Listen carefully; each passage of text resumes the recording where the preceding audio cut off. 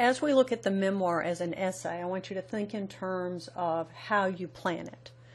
First of all, to remind you, a memoir is a story that one tells about oneself.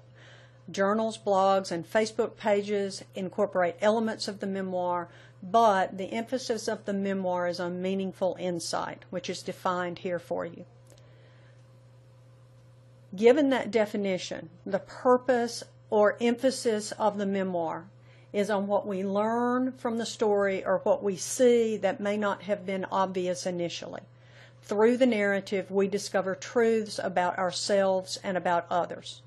If you look in your textbook from the reading assignment on the memoir, you find examples. They are on varied topics. One is how we measure success.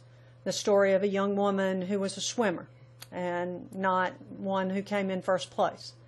The importance of learning to read and write, which is from the narrative life of Frederick Douglass, The Narrative Life of a Slave by Frederick Douglass. The value of literature in Book War, which centers on the story of a young woman who lived in China during a time when books were banned, all books that were not approved by the government. And Words of My Youth is the effect of how words used carelessly are sometimes how they affect our lives. As with all writing, you start with the rhetorical situation. You choose a topic, determine the purpose, choose an angle, in this case the point of view, identify your audience. Again, our audience is an academic audience, our classmates, and the context, your academic audience. How would they experience your story? How would they see what you saw in the story? You need to tell them so that they understand your insight. The memoir is reflective in nature. The point is the insight that you gained, what you learned, or what you came to understand. There are 15 options for your topic: how an experience changed your view of the world, the insight you gained from being treated unjustly or treating someone else unjustly, how bullying has affected your life. You could be an observer or a participant or a victim. An emergency, a narrow escape, how something revealed the true nature of a person, a story that illustrates the point that the best things in life are free or that they're not, how a labor-saving device may not save labor, an insight that you gained from an encounter with someone that you feared or that you revered, an insight from an experience that shows we should be careful what we wish for, an insight from an experience that shows how appearances can be deceiving, how an event marked a turning point in your life, an event that seemed negative at the time but turned out to be positive, a time you took a stand and why you took that stand, or an incident that caused you to believe in fate. The range is pretty broad. Tell a story that makes a point and from which you gained an insight. You'll find the fundamentals, again, that I discussed earlier, the purpose of your narrative, and who and what you include in the narrative essay. Specifically, how you establish how you communicate the information that helps you make the point. As with all writing, you begin with the rhetorical situation. Choose your topic, determine your purpose, choose your point of view. Think in terms of telling the story in the classroom, telling the story to other people who have similar experiences perhaps, or by providing information for those who don't share your experience. Perhaps you assume that everyone is from this area, and if your story is set someplace else, you would need to think in terms of providing information that was essential for understanding. And then you begin to pre-write.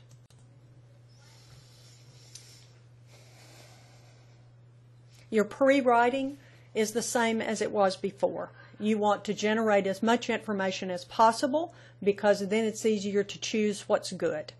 Start by using one of the typical techniques. Brainstorm, make lists, cluster, free write or use the discovery tools in Unit 2. That is from Writing Today in Chapter 14. They include the who, what, when, where, why, and how, and particularly addressing sensory impressions. You can look in your textbook for more details. They suggest also that you make a map of the scene. These brainstorming these pre-writing techniques are specific to a memoir or are particularly useful for a memoir. Make a map of the scene.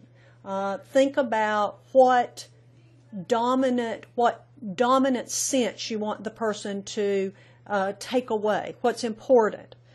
What sights, sounds, smells, tastes, textures help to communicate to the reader the experience, because what you want to do is have them share it, not simply tell them about it. You can record the story as an audio file. You can make a storyboard like a comic strip or a comic book. You don't have to be an artist. You can use stick figures, but think in terms of what the scenes are and particularly what the people say. Think about what would be essential if you were making a movie and what you would want your reader to see on the screen. You can put yourself in another character's position and see it from a different point of view. So those are ways that you can generate ideas. And then once you've generated the ideas, you go back and think in terms of the important parts of the story. You don't have to start out by telling the story. You start out by putting yourself back in that place and time and seeing what all you remember. Close your eyes and go back there. And then pick the points that are most important. There may be 3, there may be 10 points in the sequence of events, but think in terms of what's essential and what can be left out. What's your point of view? Where and when does it take place? As we discussed earlier, it does not have to be explicitly stated. We were in a room underground, but you can say because there were no windows, we didn't know what was going on outside, and that helps communicate to your reader where things are taking place. Again, what's important to the story? Who's in the story? Leave out characters that don't help the story advance, even if they were there. What do they say? What helps advance the story and reveals details without having to tell about them? Let your character say what needs to be said to communicate details. And finally, go back and look more for sensory details, concrete nouns, specific action verbs, so that the reader can share your experience.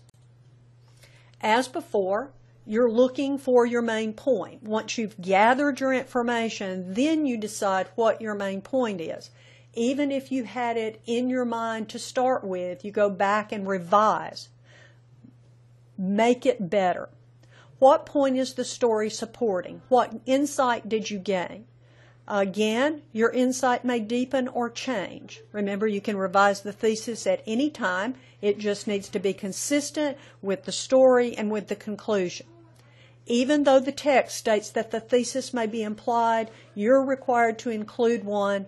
The thesis is always the last sentence of your introductory section, at least in English 101. The following, used with permission, are thesis statements from student memoirs. I won't read them here. You can go back and look at them, but they used the same topic choices, and from those topic choices, they came up with incidents that ranged from making decisions about going into the military to how they dealt with events in their lives and what they gained from those events in order to better understand in order to better understand themselves and the world.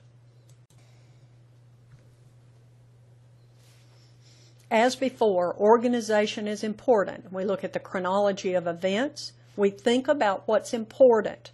Pacing is the rate at which the story moves forward. You want to include only those details that help the reader share the experience. Be selective. This is a creative act. You're not providing a deposition of exactly what happened at what point and who was there. You're telling a story. So think about what creates the impression you desired. Were you afraid? Were you happy? Were you concerned? What word choices and what images help convey that and advance the storyline?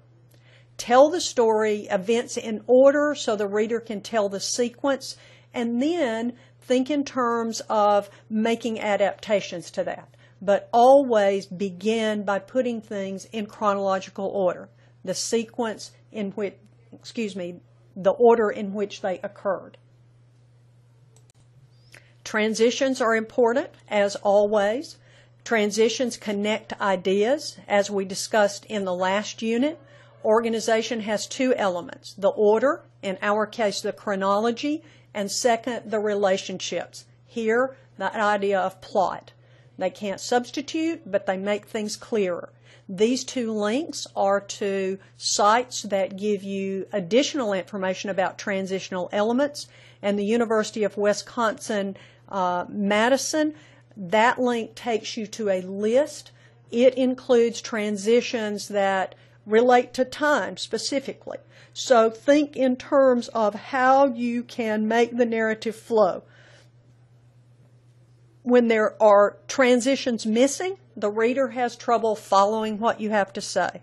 Make sure you start new paragraphs when there's a change of time and place. That serves as a transitional device, or when there's a change in action.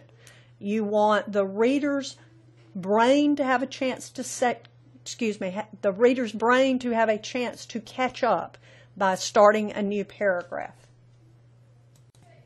And finally, the introduction and conclusion. Write the conclusion first. That's always my advice. You have a thesis, that's the end of your introduction. Address your insight or what you gained from telling the story or from the story experience, and then go back and choose a hook. You can go back to Unit 1 and to your textbook to see specific strategies that you use for hooking the reader. And then I want you to prepare to share your experience both with me and with your classmates. I'll address that next.